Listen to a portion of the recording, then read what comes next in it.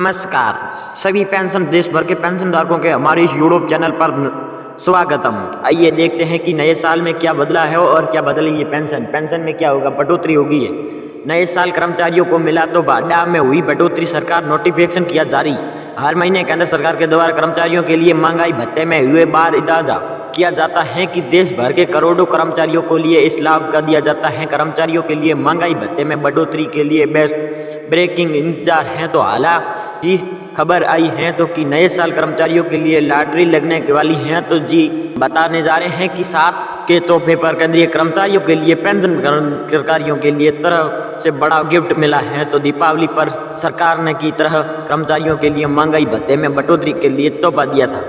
अब कर्मचारियों के लिए उम्मीद है कि लोकसभा चुनाव को देखते हुए 2024 की शुरुआत में केंद्र सरकार कर्मचारियों के लिए कुछ नए प्लान हैं।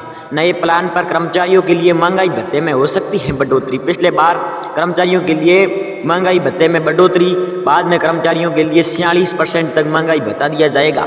पिछले बार तरह कर्मचारियों के लग रहा है, इसकी बार में सरकार के द्वारा कर्मचारियों के लिए भत्ते में 4% की बढ़ोतरी की गई है। अगर सरकार महंगाई भत्ते में 4% की बढ़ोतरी करती है तो कर्मचारियों के लिए 50% तक महंगाई भत्ता दिया जाएगा, जिसके कर्मचारियों के लिए सैलरी भी काफ़ी बढ़ोतरी होगी। तो केंद्र सरकार के साल में 2 बार कर्मचारियों के लिए महंगाई भत्ते का इजाफा करना पड़ेगा। इतना ही नई साल में उम्मीद है कि कर्मचारियों की सरकार ले लिए फैक्टर में बड़ा बदलाव कर सकती है। तो जिसके तरह अनुमान लगाया जा रहा है तो कि फैक्टर में 2.57% से बढ़ाकर 3.58% किया जाएगा।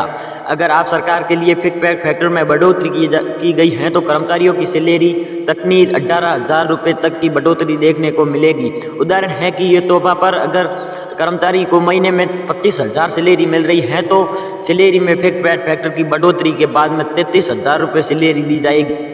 कर्मचारियों के लिए बहुदय नीति संगठन के लिए नया ऑर्डर मंगलवार को बैठकर जिसके बाद में बड़ा उठाने जा रहे हैं तो वह पेंशनधारक हैं। तो अभी बैठक में काफ़ी गंभीर मुद्दा साबित हो सकता है। तो जानकारी के लिए हिसाब से बताने जा रहे हैं कि संगठन सीबीटी के साथ में सदस्यों को पात्र भेजा है, तो इसीलिए सभी इस बैठक को उदाहरण दे सकते हैं। तो ईपीएफ ऑफ के कर्मचारियों के लिए खुशखबरी लेकर आई है, साबित हो सकती है, जिसके पर बढ़ोतरी की मांग कर रही हैं। तो जाइए आप बता दें कि कर्मचारियों के लिए बहुदय नीति संगठन सीटीबी की बैठक कर इस बार 234वीं बैठक साबित हो सकती है। तो जानकारी के मुताबिक बताते हैं कि इस बैठक में अधिक पेंशन बढ़ोतरी की मांग को लेकर की जा रही है। तो जो भी आवश्यक समय में से चल रहा है तो अभी उच्चतम प्रदेश को लेकर तक बहुत देरी भी हो चुकी है, तो क्योंकि इसके लाटा भी रही हैं। तो ईपीएफओ की कर्मचारियों की बैठक में अभी टैंक का जोर से रविनीत एवं सपोर्ट मांग तैयार करने पर हो रही है। तो कर्मचारियों के लिए भी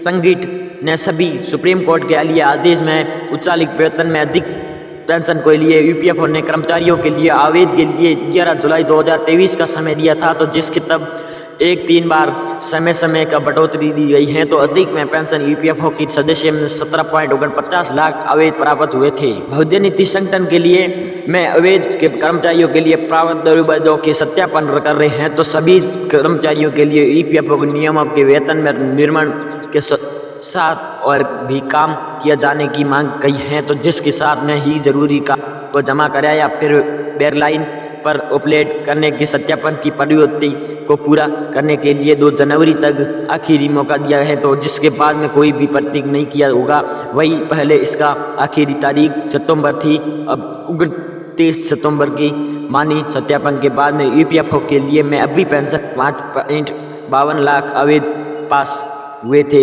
ईपीएफओ ने अभी अधिक तक के अलावा और भी फंडर संगठन निवेद हुई थी रकम और फिर से निवेद किए जाने के लेकर बड़ी चर्चा कर रही हैं। तो ईपीएफओ ने स्वीकृत कोच निकाज अपनी रकम से स्रोत बढ़ा पर विचार कर रहे हैं। तो क्योंकि साथ में ईपीएफओ की भौगोलिक एवं डिजिटल ढांचे पर विस्तार देने की संभव है। तो जिसके बाद में कर्मचारियों के लिए बहुदय नीति संगठन के लिए छात्रावास कार्यालय खोलने के लिए डिजिटल सेवा के लिए मौजूद करने के लिए